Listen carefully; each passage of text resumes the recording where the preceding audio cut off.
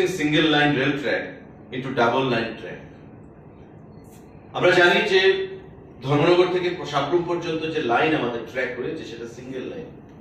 মাননীয় মুখ্যমন্ত্রী সেটা দাবি জানিয়েছে এবং আমরাও এবারকার ভিজিটে ওনার সঙ্গে কথা বলে দাবি জানিয়েছি যত সম্ভব শীঘ্রতার সঙ্গে তাড়াতাড়ি এই সিঙ্গেল লাইনকে ডাবল লাইনে কনভার্ট করা, যাতে পাশাপাশি দুটো ট্রেন একসাথে চলতে পারে। কারণ বাইরের আমরা দেখি বাইরের রাজ্যগুলোর সঙ্গে পাশাপাশি ডাবল বা ট্রিপল লাইন 4-5টা লাইন একসঙ্গে পাশাপাশি রেল যোগাযোগ হচ্ছে।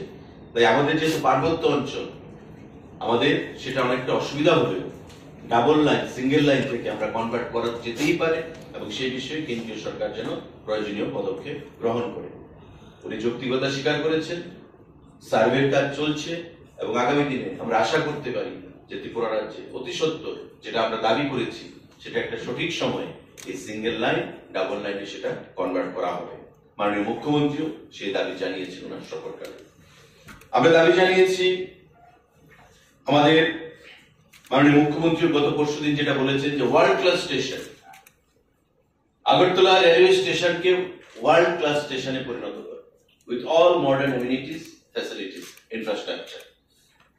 উনি তার যৌক্তিকতা স্বীকার করেছেন মাননীয় রেলমন্ত্রী অশ্বিনী বৈষ্ণব। আমরা আগরতলা থেকে সাবরুম পর্যন্ত প্রতিটি এক্সপ্রেস ট্রেন আমাদের লোকাল যে ট্রেনগুলো সেই ট্রেনগুলোর মধ্যে পরিষ্কার পরিচ্ছন্নতা এবং এটা উনি গুরুত্ব সহকারে বলেছেন যে this is the most important subject, cleanliness which needs to be maintained. প্রতিটা ট্রেনে অনেক সময় পত্র পত্রিকা বিভিন্ন সময় বিধানসভাতেও এসছে যে ট্রেনের মধ্যে যে পরিষ্কার পরিচ্ছন্নতাটা থাকা প্রয়োজন সেই জিনিসটা হচ্ছে না।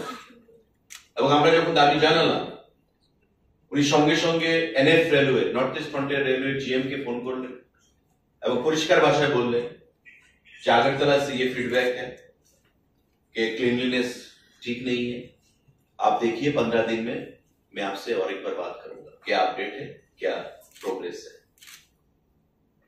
পরিষ্কার ভাষায় উনি জিএম এনএফ রেলওয়ে কে বললেন যে 15 দিনের মধ্যে আমি আপনাকে আবার বসবো, কথা বলবো, 15 দিনের মধ্যে আপনি আমাকে বলবেন যে কি অ্যাকশন হয়েছে।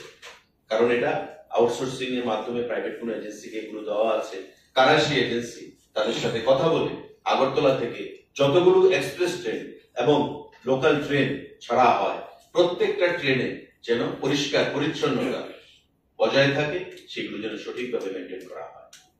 পরিষ্কার ভাষায় উনি আমাদের সামনে এনএফ রেলওয়ে জিএম কে সে নির্দেশ প্রদান করেছেন। সাংবাদিক বন্ধুরা, আপনারা জানেন যে আমাদের পার্শ্ববর্তী শেকেরকোটে আইওসিএল দ্বারা ইন্ডিয়ান অয়েল কর্পোরেশন দ্বারা একটা ডিপো তৈরি হচ্ছে যেখানে আমরা পেট্রোল এবং ডিজেলের স্টক রাখবো। কারণ আমরা প্রতিবারই বর্ষার সময় বিশেষ করে আমরা দেখতে পাই বৃষ্টি যখন শুরু হয়, তুফান বৃষ্টি, রাস্তার সেখানে ডিরেলমেন্ট হয়, রাস্তার ক্ষতি হয় বা ল্যান্ডস্লাইড হয়। ল্যান্ডস্লাইডে পাহাড় ভেঙে যখন রাস্তায় পড়ে মাটি, কাদালো মাটি, বা সেখানে গাড়ি আসতে অসুবিধা হয়, ট্যাঙ্কার গুলো আসতে অসুবিধা হয়, বা রেলের যখন ট্র্যাকের ডিরেলমেন্ট হয় তখন রেলগাড়ি আসতে অসুবিধা হয়, আবার আসতে পারে না। এতে করে একটা ডিসরাপশন